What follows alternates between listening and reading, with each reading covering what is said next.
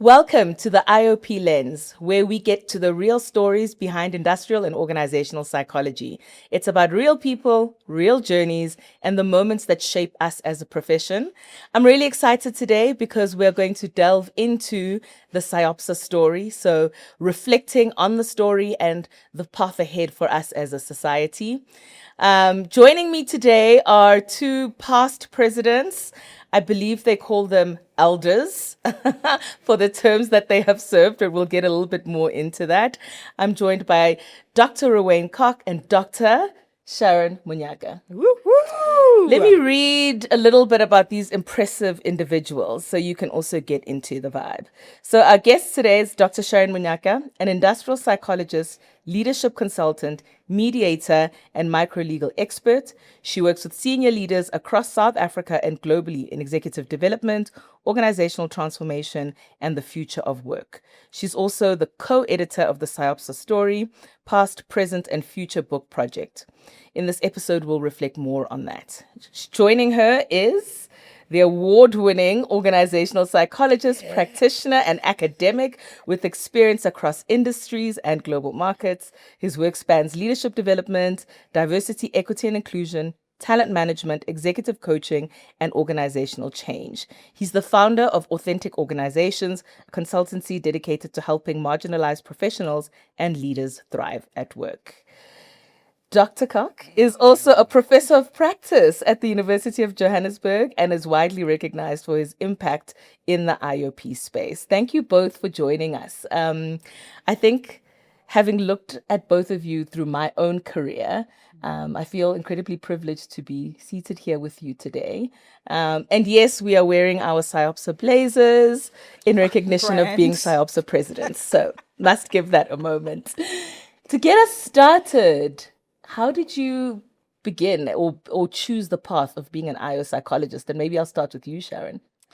Wow, I guess the path found me because my undergrad was in psychology, so I looked at different pathways. And I thought I would get into clinical psychology, but I'm such a joyful person. I'm always looking for sunshine and beautiful, amazing things. And I thought, how do I do that? How do I intersect who I am with the work that I do?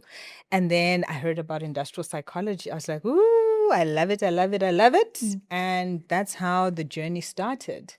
And yeah, the journey found me. It feels so resonant. The journey found me.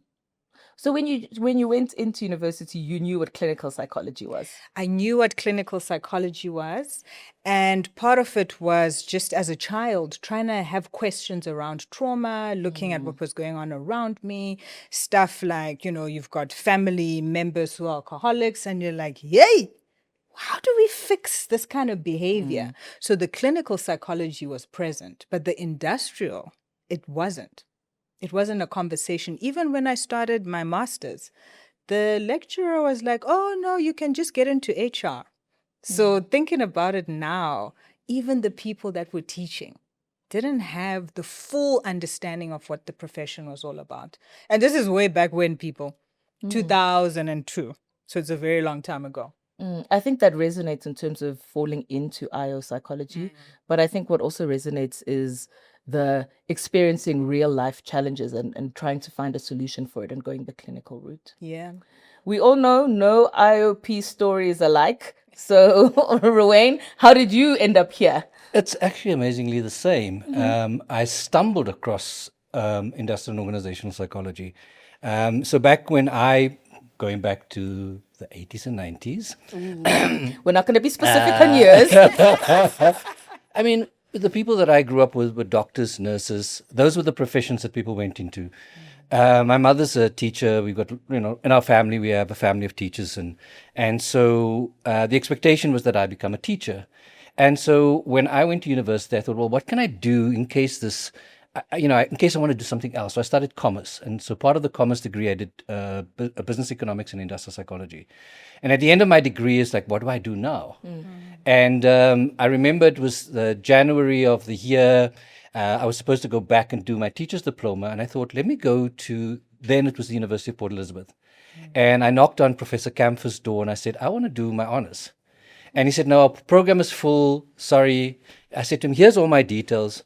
And the next day he called me and I got into the honors program. And that's really when I started loving what industrial psychology was about. I think before then I was just, it was a subject you did to get your degree. And I was fortunate to have mentors like Professor Theo Feldsman. And at that point in time when I met Theo, I started to realize what industrial psychology could look like and what a job could look like within the field. And so that's how I stumbled across it. And I did my master's and then my internship through with the University of Johannesburg. And Theo was my supervisor and also for both my master's and also for my internship as well. And this was 25 years ago that I became an industrial and organizational psychologist. Sure. I love that. I love the joining the dots. So Prof. Theo Feldsman has been a guest on the podcast. Oh, so wonderful. Okay. Wonderful. a lovely Amazing. joining of the dots. Yeah. Yeah. What stands out for you in your profession or having been an IOP as like pivotal moments in your career? Is that at me? Yeah, go for it. So I think once you know the kind of hype up to the registration and now you're a psychologist, now what, right? You go into organizations and they don't have a job of industrial psychology. So I spend a lot of my time in HR, and I think the profession, the role as industrial psychologist was not salient for me at that point in time. I defined myself more as an HR practitioner than an industrial psychologist. And I think as I exited corporate and started doing my own business, I started realizing how important this role as an industrial psychologist were and started embracing it. So foremost for me, I identify as an industrial and organizational psychologist, and I happen to work within the people space. And that took me a long time to get to that point because the profession is evolving and there's not a lot of people that proudly stand up in organizations and say, I'm an industrial psychologist. We don't appoint industrial psychologists in organizations. That's shifting now.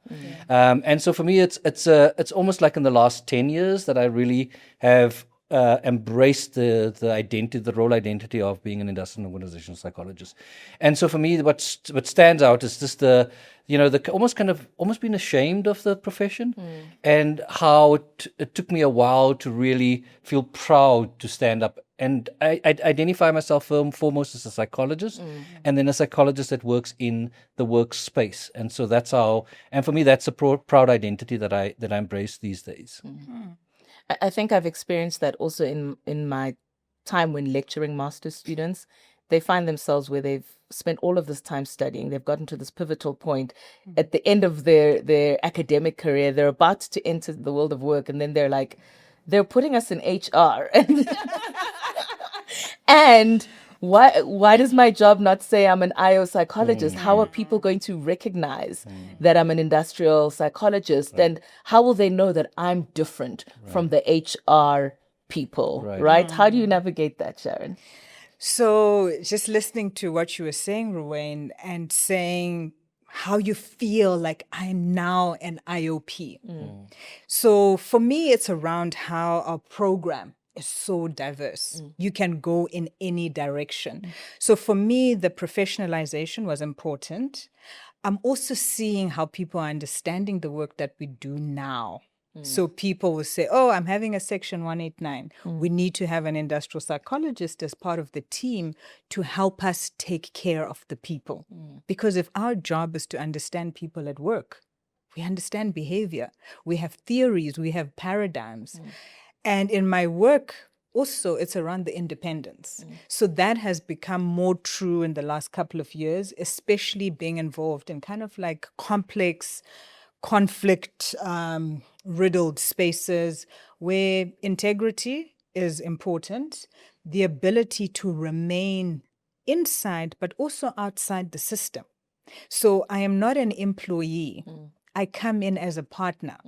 And so what our field has done has enabled us to participate in the world of work, guiding, creating containers and problem solving. And I think that's exciting. And for me, in 2026, looking back at the journey, I think, wow, students who are getting out of the program now are in a much better place. They can dream.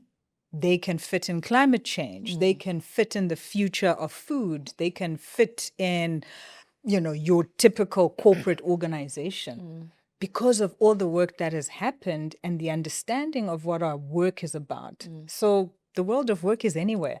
It's not just in bricks and mortar. It's in informal spaces. That's what we do. And that's what has been pivotal for me when I look at the evolution of our work as IOPs.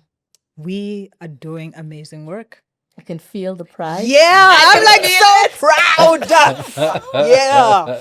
I think I love this time of year as well because, like, every time I log onto LinkedIn, I see people have posted Absolutely. like, Yeah. "I've passed my board exam," Yeah. and I comment on every single one of those posts because Right. you know what it takes to get that far Yeah. in the career. But that's just the beginning, Yeah. right? Right. Yeah. That's just the Yeah. beginning. Yeah.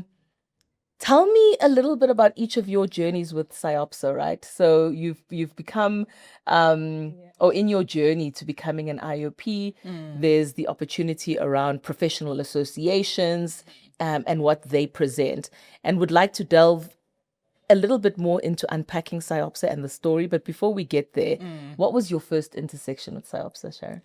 So I was at Fort Hare in Alice, again. Right. So get on the bus. And I love this story because now it makes sense. I'm older. It's 24 years later. I'm like, my gosh, even though there wasn't clarity around what IOP was, there was an understanding that there's a professional home. Our lecturer insisted, you're going to go and present your posters.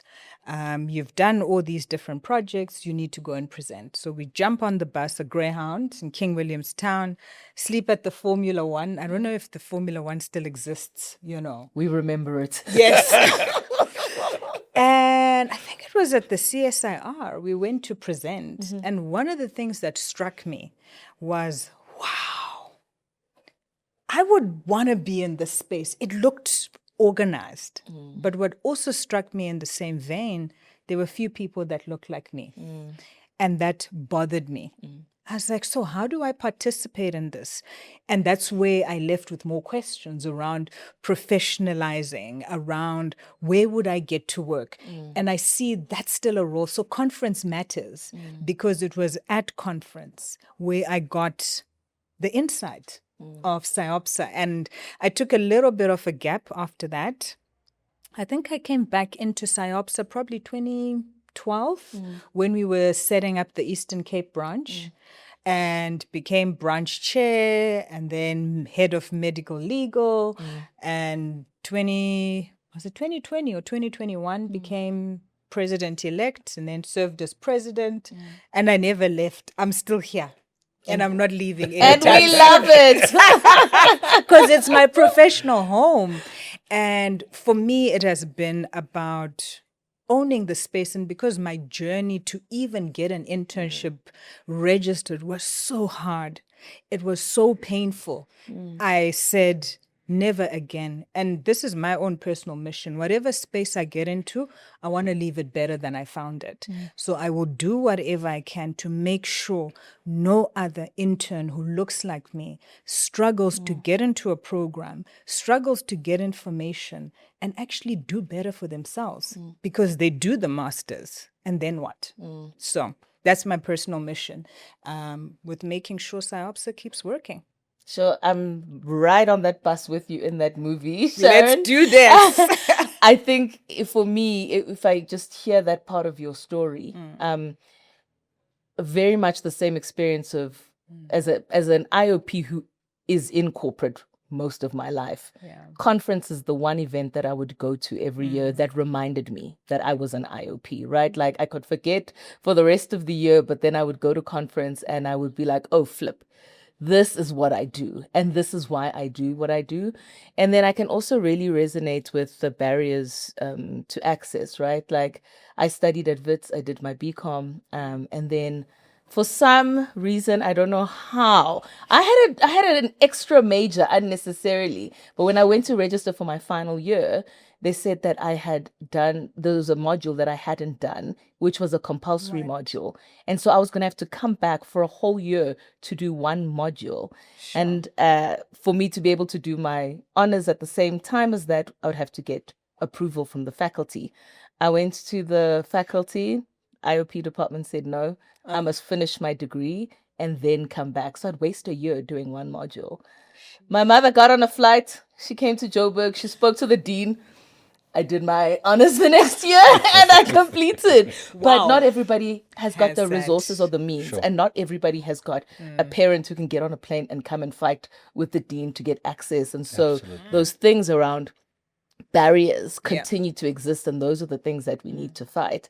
And then the two of you are a very big part of my story about why I'm sitting here as president. So that looking up and seeing people who are like you, and then having people who will sponsor, mentor, push you to get there. Like, we need that. That's how you transform a society. Yeah. Right. Kick it over to you. Yeah, no, I Ruwayne. think it's a similar story, right? And I think for me, when I stepped into the conference space, because that's very symbolic, that's the as you talk about coming to conference, I didn't feel that I belonged, and I actually exited for almost 20 years because I couldn't associate with the people. I couldn't associate with. I just didn't feel I belonged, and I think a turning point. I think Natasha Winkler-Titus was president that year, and Marissa Brower, right? I think that was the year. And they were looking for someone to come and assist with transformation of the society, of the association. And my view was that if you're going to bring someone into that transformation role, not being aware of what's been done before, now we've become aware of it, right? And so I was part of Manco. I stepped in, and my role was to drive transformation. And that's been my key driver agenda for the last since I've joined in 2020 back into Exco. From there, in terms of just making sure that often we talk about representation, and if we look at our stats, we don't have the latest stats, and we should get that. But from 2024, only 30% of psychologists are black. We're talking about 2024. And so, yes, representation matters, but also once we enter into the field, into the association, do we feel that we matter? Do we feel that our voices are heard? Can we speak up about the dysfunction or the inequalities that we see within the society? And a lot of our younger IOPs don't have the agency. So it's put on us as more senior psychologists to create those opportunities. And one of the things I'm most proud of is the internship management program that we started to create opportunities, particularly for black psychology master's graduates that are sitting at home and not able to complete their professionalization. And what that vehicle did was create opportunities for those. And we were fortunate to get a sponsorship for the internship management program. And that will allow more black people to finish their professionalization, which has been a big obstacle and a structural inequality in our association. And so for me, the work is not done. I think often we think that now that more people are registering, the work is done, we should sit back. Actually, the work has just started. And how do we create a place where people really feel that not only that they are represented, but their voices are heard and they're part of the community. And that's a work that continues.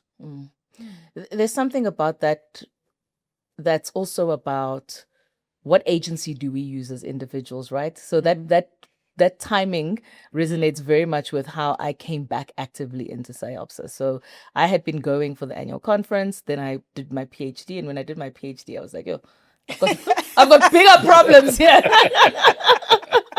I'm getting my CPD points from doing this thing. And then I finished my PhD, and then I was like, oh, where are those SIOPSA people again? I need them. And I remember I went onto LinkedIn, and it was president-elect season. And I looked at all the candidates. I was like, these are the same people who were there when I was there, and I've been gone for an age. And I did the mature thing, and I put a rant on LinkedIn, and Marissa Brower's messaged me, and she said, we see you're passionate about transformation in the society.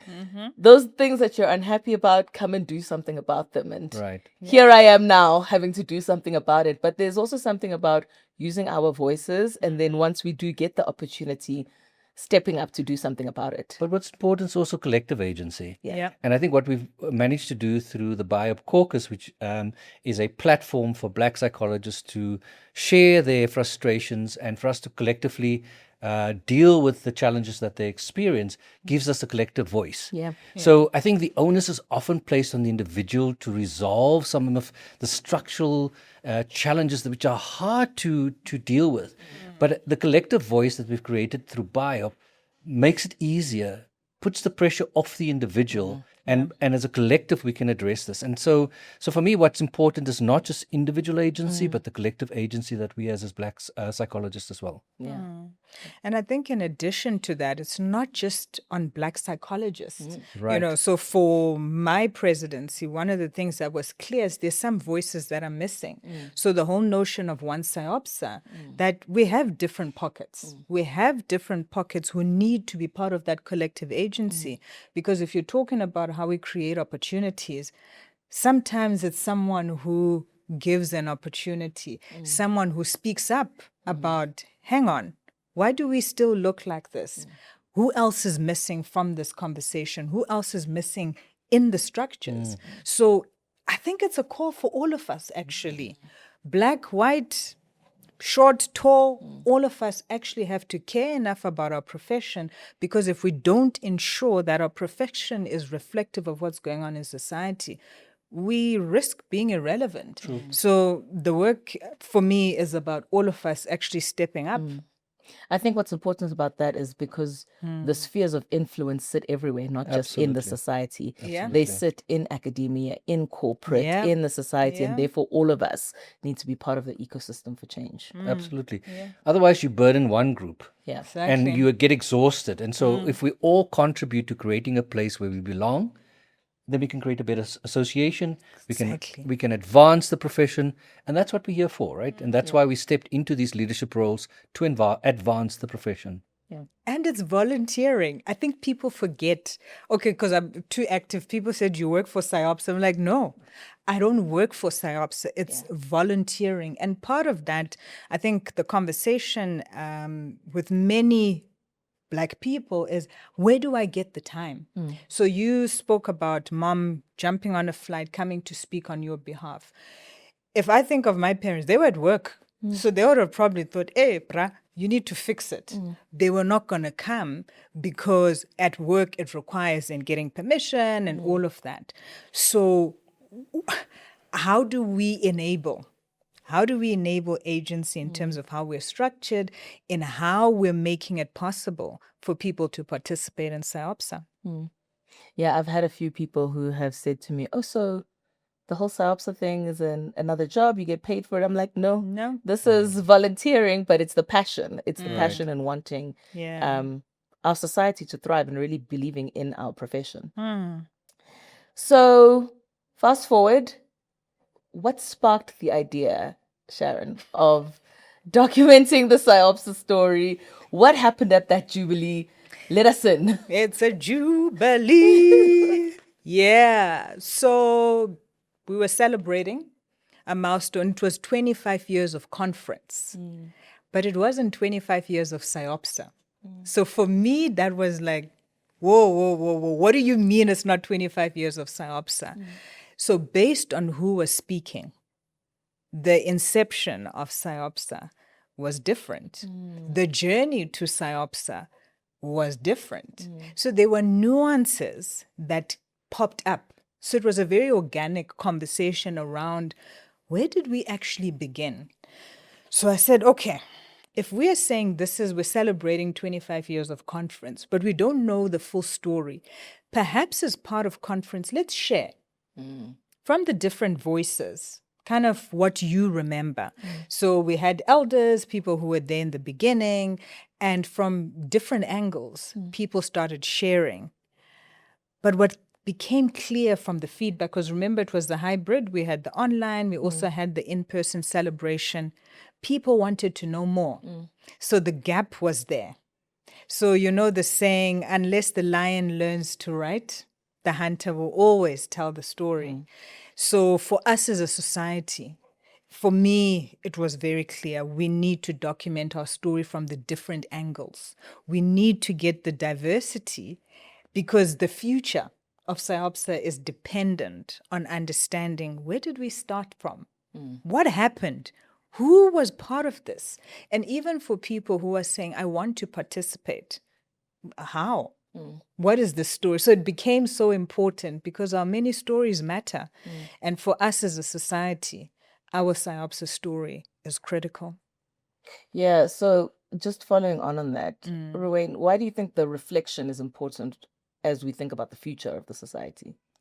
So that older, more mature IOPs like us can sit Oh, back and goodness. hand it over to the younger generation like yourself, Sane, so that you know where we come from. And I think it's an important project that we've embarked on. And it started in your presidential here.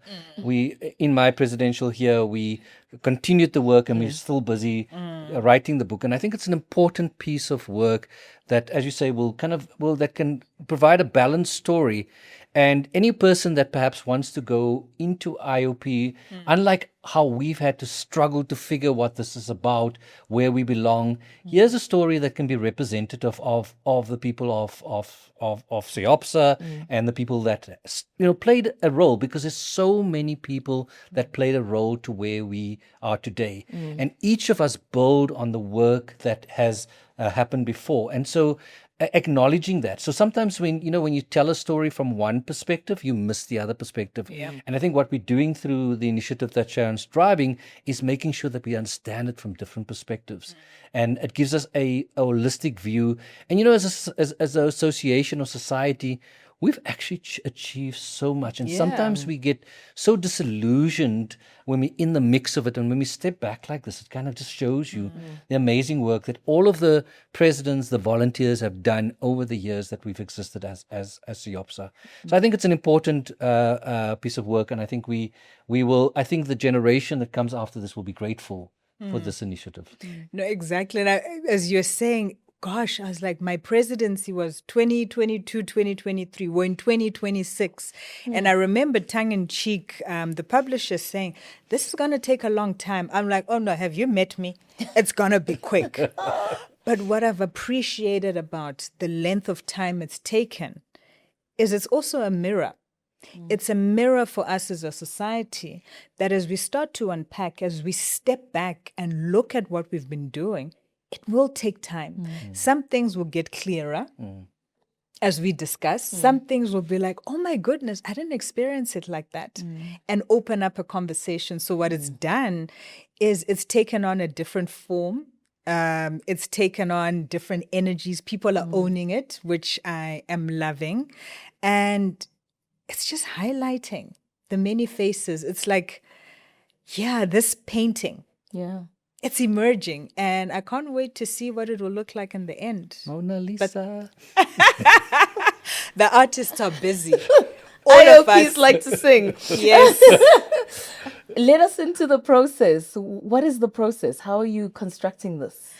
So we started off taking the Jubilee thinking to say, how it started, how it's going. Remember the Twitter challenge, how it started, how it's going, where to from here.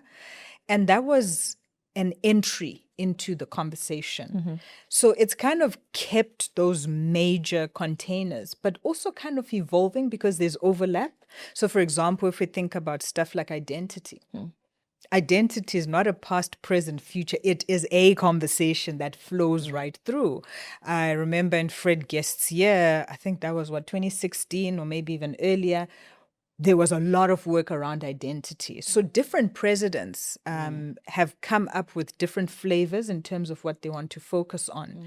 So what we're doing is look at the past. So the different sides of the fence. So we have Theo Veldsman and Andrew Johnson who are saying, let's look at it. Theo as a white Afrikaner, Andrew as a black male, who is saying, this is how I've understood the evolution. We're fortunate that we still have a few people who were there right at the beginning. And because of the passage of time, some of the colleagues have passed away. And so we joke with Theo, like, oh, we need to go to the cemetery and do a seance and like, okay, tell us, what was the thinking when you decided to put this constitution together? But essentially, it's like all this institutional memory rests in cemeteries. There's also going back to records. We have annual reports, for example, but they go back to 2009. But what happened before that?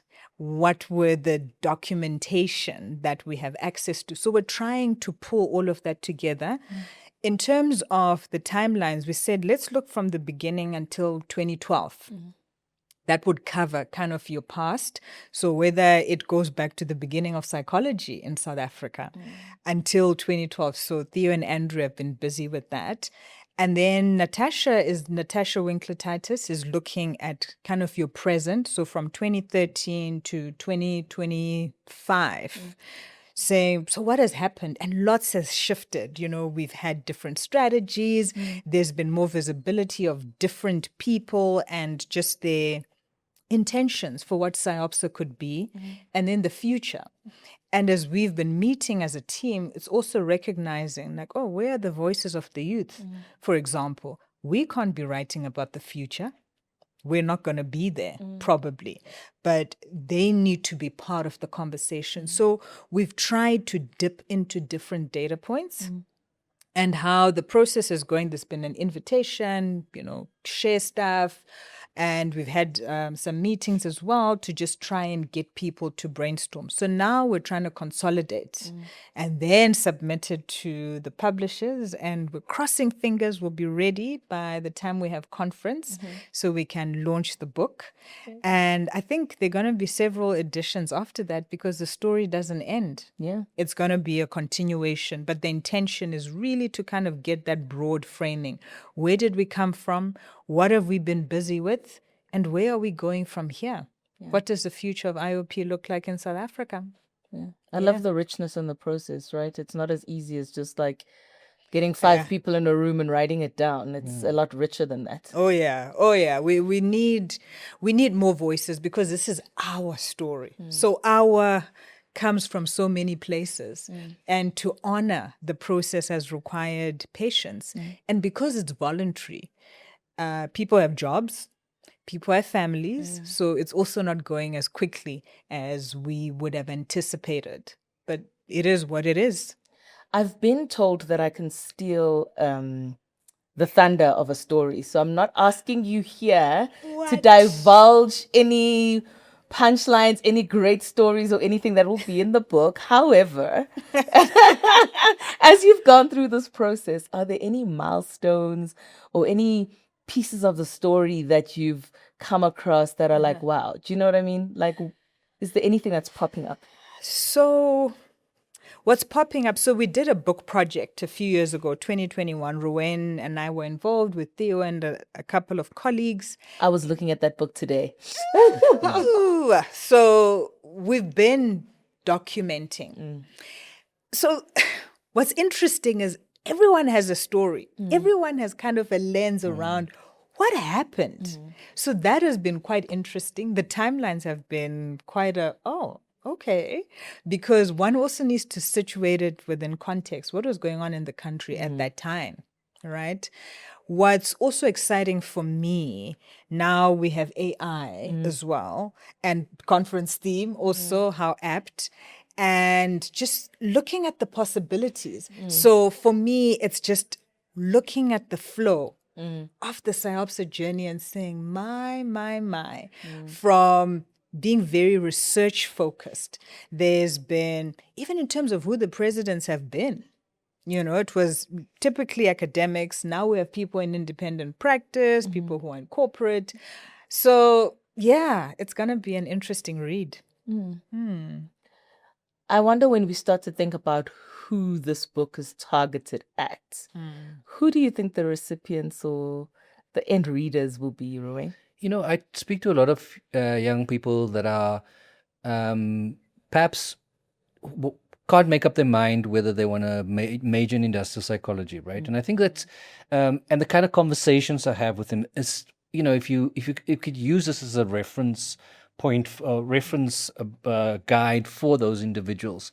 I've had a number of folks saying, I want to do international studies, but I want to do finance. But this industrial psychology is actually also quite, interesting. So I think for me, that's everything. That's interesting. well, from our vantage point, right? And so I think for me, I want to start there. That young person that can't make up their mind what they want to do. I think once undergrad, you're doing a number of such subjects. For me, it becomes significant once you start specializing and you're doing an honors and a master's. And sometimes those decisions are hard to make.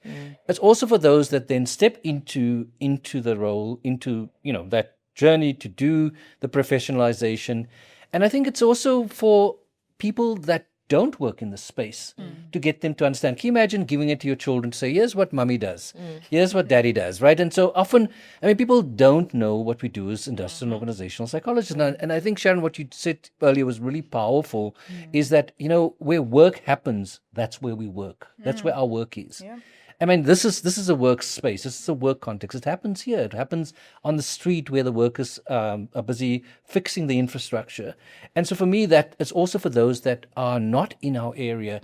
And hopefully it will also find itself in academic references or academic spaces where people use this as a way of talking about the evolution of a profession. And so for me, there are so many applications around where this could be useful. Yeah. And I think, to add on to what Ruwayne is saying, I think it's a resource book for us beyond navel gazing. I think it's an important resource book to say, oh my goodness, this is how we got here.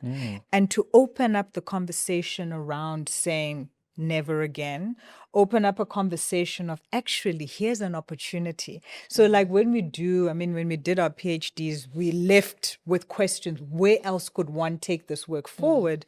And I think for me, that's the opportunity. Where else could we go? We've always constellated SIOPSA in a particular way, but for the ones that are going to come after us, what does that look like?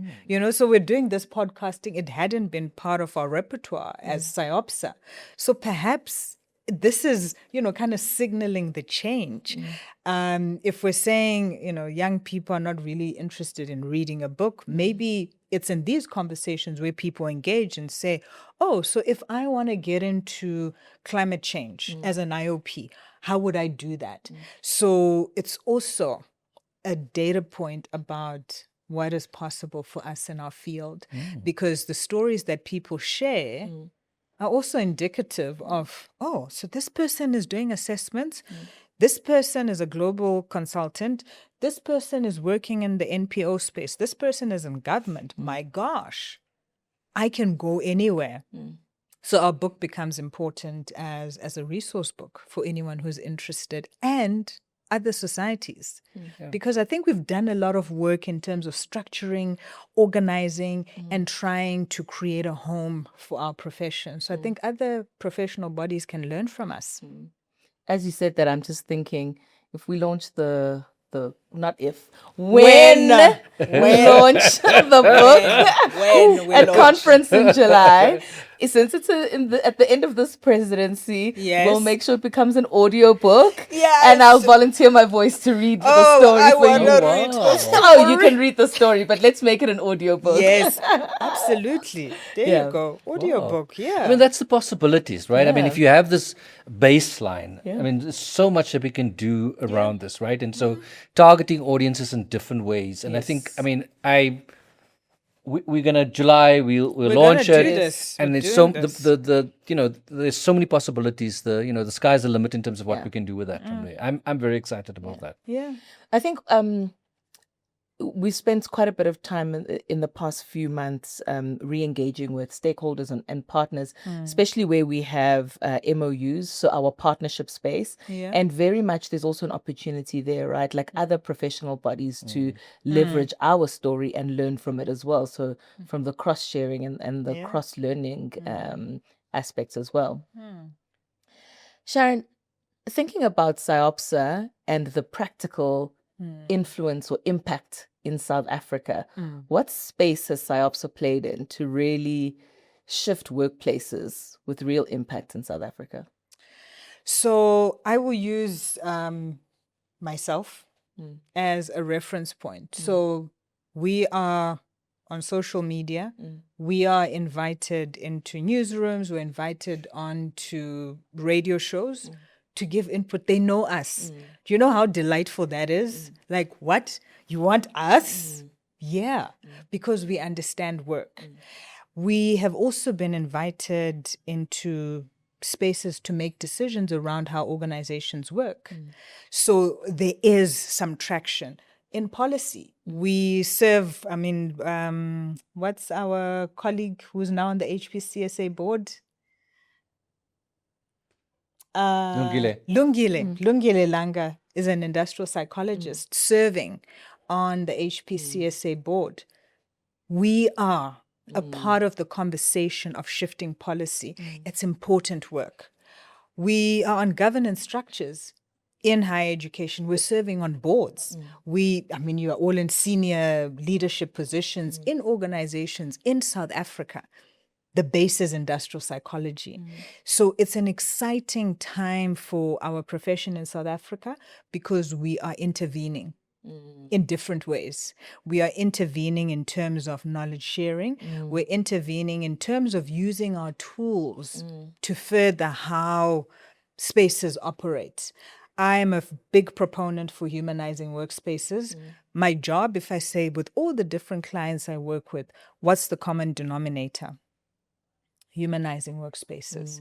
And it's happening. It's happening in real time. The brief is we want you to create respectful workplaces. So people are starting to understand our work, and it's actually influencing how leaders operate. We have IOPs who are coaching. So they're bringing in the behavioral side, but also understanding that, we're having conversations with a purpose. They're within particular guidelines. And I think for me, the biggest thing is around the professionalizing. The fact that people are doing their board exams, the fact that people are coming to conference and making sure they have their CPD points. For me, there's compliance. There's also ensuring we remain aligned to what the Health Professions Council is saying. So IOPs are not going anywhere. We're here to stay and will continue to be an integral part of how organizations at different levels are going to operate. Yeah. If I may, we're also taking it into education. So you think about how do we educate leaders, right? We're taking those principles into those educational spaces and using those behavioral science knowledge and understanding to equip leaders with the right skills. But I also want to take it a little further, Sane, than South Africa. If you think about what we've created in South Africa, it's truly world-class, I would suggest, in terms of how we've, our forefathers, I call them forefathers or elders, have the infrastructure that they've created and how we've set up the profession. So if you look at this, our neighbors like Namibia, Botswana, those people come, those master's graduates or honors graduates sometimes, or graduates come to South Africa, get trained here, and then they go back into their different countries to do the work that we do there. And I think as SIOPSA, we perhaps could also play a broader role in how do we expand the profession in the same way that we've built it in South Africa, in our neighboring countries, East Africa, West Africa. I think that's where the opportunity lies. We've put this recipe together, and I think the book would be a great way of taking this into the rest of the continent and help the different setting up associations. I'm working with one country at the moment where I'm helping them to set up a SIOPSA, and I'm working with young people, and it's so amazing. And I know that they're going to look back on their journey and think about this is where we've come from, and it's going to be 25 years for them as well. And so I think beyond just the workplaces, I think we could play even a bigger role in terms of how do we get this profession to be relevant across the continent as well. Yeah. Staying on that theme, Ruwayne, what else should we as SIOPSA be doing to really push ourselves to have greater impact as a profession, right? Because sometimes it's easy to do the things we're doing because they're comfortable. Yeah. But how should we be pushing ourselves a little out of our comfort zones for impact? My default is like, how do we create a profession where everyone feels that it's representative? So we need to start there. This profession is not representative yet. We're on a journey, we're committed to it, but we need to get there. I think when I traveled to the US and I looked at the work that SIOP does in the US, I mean, there's a lot that we can learn from them. There's a lot that they can learn from us as well. So, for example, when it comes to legislation and policy recommendation, you spoke about that, Sharon, but we're not playing enough of a role in terms of how do we influence policy when it comes to work and the psychology of work and the behavioral science within the South African context. So I think we can play a better role as a society. Individuals are playing roles, but as SIOPSA, what role do we play with the Department of Labor and Employment? How do we influence policy in that regard? But we also can influence it beyond that, right? And I think that we as a society, we need to look at where we can expand our influence and use our skills to create these humane workplaces that we talk about. And so I think there's lots of opportunities still for us to expand our reach and our influence as well, as a society, as particularly. And I mean, Department of Labor, absolutely. Why are we not in that second economy? Where are we with working with in the informal sector? Absolutely. All these incubators, I'm like, where are the IOPs? Where are we with the innovation hubs? Where are we? Where are we in terms of high unemployment? This is our work. This is what we do. And you're right. We seek those places of comfort. We seek spaces that are familiar, like, okay, so we're going to follow a particular script. But what we are not always seeing, and I think this is our blind spot, we leave our degree, we leave the internship and, come armed with this professionalization. There's so much we can do, and yet it's almost like we're waiting for permission. Like, oh, can you go and do this? But actually, we are independent practitioners, which means we can organize. We need to activate our curiosity. Where are the spaces that I'm living? I notice that the taxis only move in the morning, and then between 11 and 3, there's no activity. So what is that? I was reading something on Twitter. Someone picked up that trend to say, for me, if that's happening in the township that we're living in, there's no activity because movement is only before 11. And then from 4 o'clock when people are going home, what happens in between? Where are we in terms of intervening and actually saying, so as IOPs, how could we organize the social ills that we're finding in society? For me, that's what prompted the journey to psychology, because of seeing not only family members, but also people around me. Like, we have a pandemic around alcohol. So for us as IOPs, where are those acupuncture points that actually impact, that are catalytic, that are scalable, that don't always need a lot of money, but we already have the skills and we go in and support. So SIOPSA's got a big job to play in this country, and we just need to be bolder and audacious and do the thing. If we think about our legacy, if IOPs look at our past 40 years or our history of what's gotten us here, what do you hope that they would say about the influence we've had as an IOP body, as SIOPSA? For me, it's like we've changed the trajectory. The image that comes up is of a river. The river was flowing in a particular way. At particular points in the journey, the river flowed in different directions. And it's up to us to say, okay, the river is going to keep flowing. Are we going to build a bridge? Are we going to have debris that stops the river from flowing in that direction and it takes a different route? What are we actually going to do? So when I look back, 40 years of this work, it'll be, we changed the direction, we changed the conversation, we changed the flow and the strength of that river. We did that as a collective, all of us in our different ways. The fact that people can understand a little bit about what we do. I know my father still thinks, what do you do again? Actually, because he sees me at home and then I am traveling left, right, and says, but what's your job? What do you do? And like, I work with people. So there is that shift in how that river is flowing. And it's going to have speed and power. So Yeah, we've done something. But think about how the world is changing as well, right? And now today we talk about AI, and just to put your the SIOPSA conference as And that a was my focal next point, AI question. and human. And so how do we coexist, right? I mean, so and Yeah. so it's AI today. What is the next kind of rupture as we talk about, the rupture within the rules-based world order? What is the next? And I think we could play a role beyond just what we traditionally. I think we sometimes navel gaze a little bit. And so if we could, I think you said, let's lift our head and look at what is lying ahead. Today is technology. What is the next kind of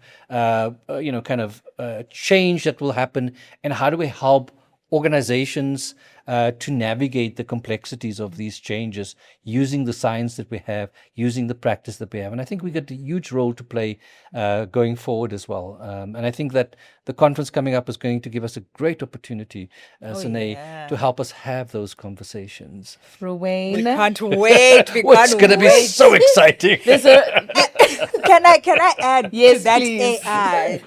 I think also it's around optimizing on these situations.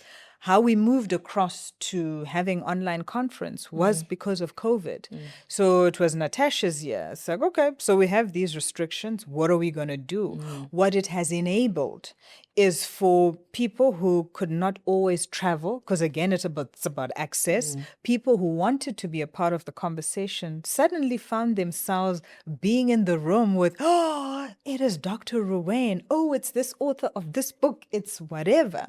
And being able to engage. So in crisis, it's also an opportunity for us to really think about how we shift things. So I'm pretty excited about what is going to come up with our conference on AI and what you are going to share with us over that week. There's a reason why the two of you are here. The ability to merge the story with our theme of human plus AI and where we find ourselves.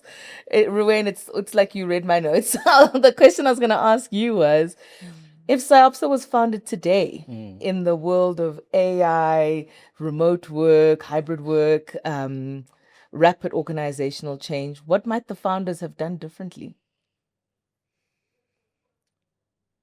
I mean, even if you ask the founders what they did then, I think they just figured it out, right? And I think this is part of what we are trained to do, is to help organizations, employees, to navigate complexities. And I think that, I think we would have figured it out. That's my bottom line. I think we would have figured it out.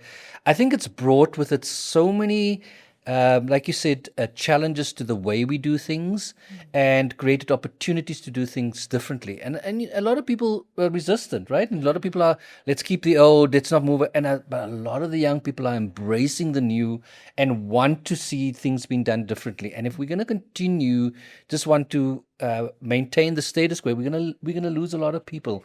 I think what the technology and the way new order provides us with is an opportunity to think about the work that we do differently, to approach it from a different perspective.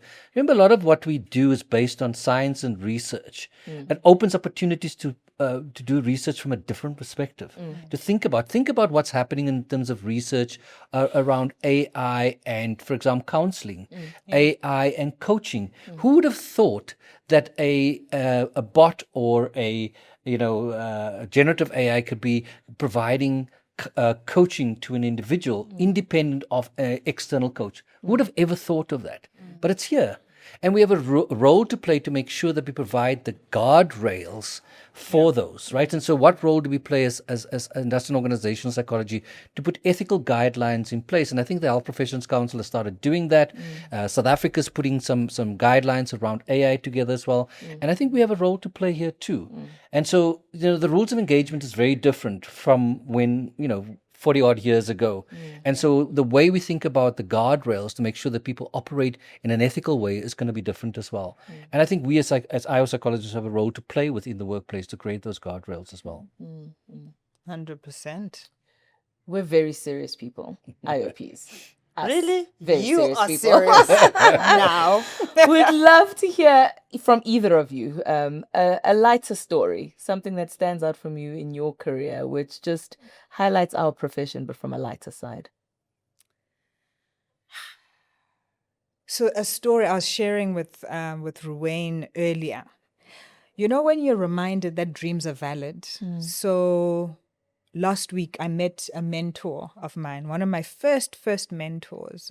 So it's 24 years later, and she's like, this girl really demonstrate the work of leadership. And she spoke of humble proximity. And so it's light, but also quite deep. Humble proximity. Humble Very light. proximity.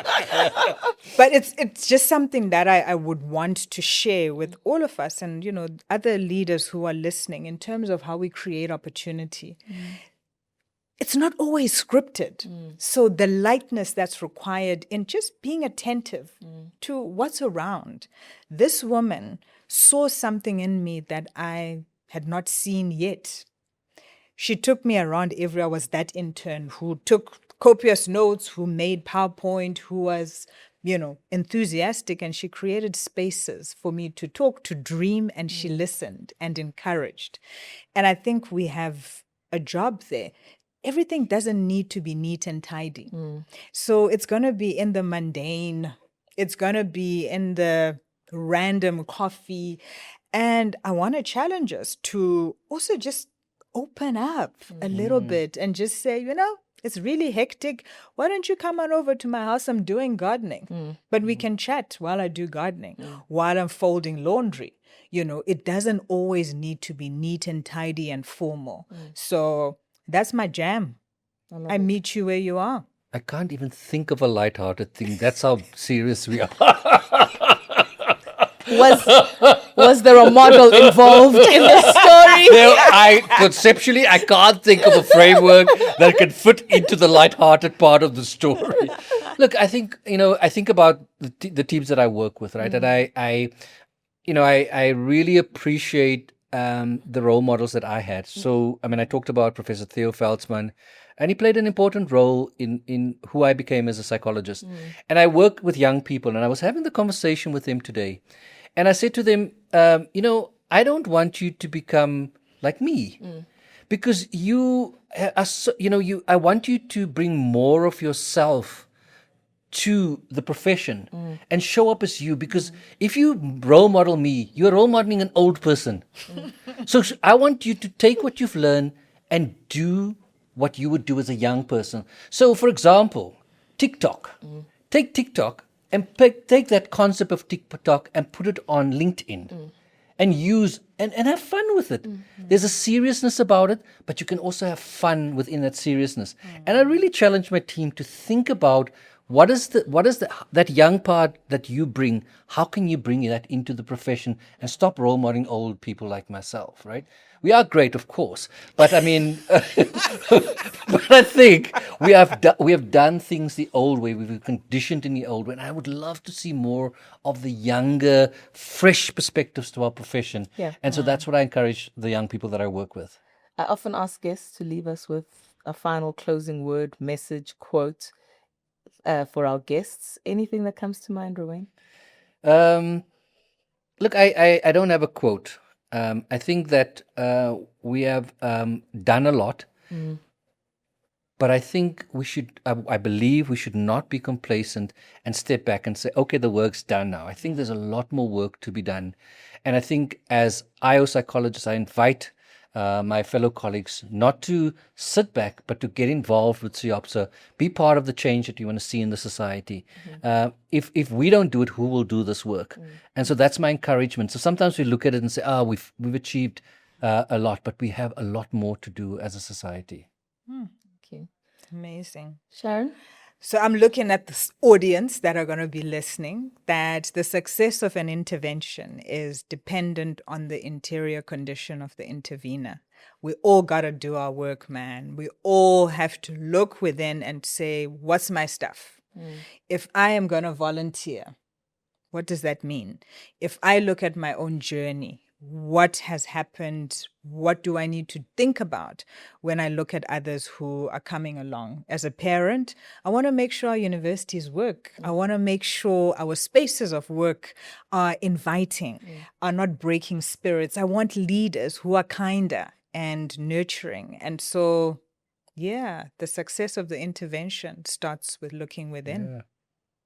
Thank you, Sharon. Thank you, Ruwayne. I've had a wonderful time with my dear elders here. Yes, But most yes. importantly, just being able to reflect on the impact of SIOPSA as a society, knowing that there's a journey we've been on, but most importantly, there's so much more that we have the opportunity to influence. So thank you for your time. Looking forward to the SIOPSA story and the richness it brings. Yeah. If you've enjoyed this episode, join us again for the IOP Lens. Like, subscribe, follow. Don't forget to join us at the July SIOPSA Conference, where we talk about human plus AI. And most importantly, if the topics have intrigued you, it's areas of interest, join us, join SIOPSA, and find out more.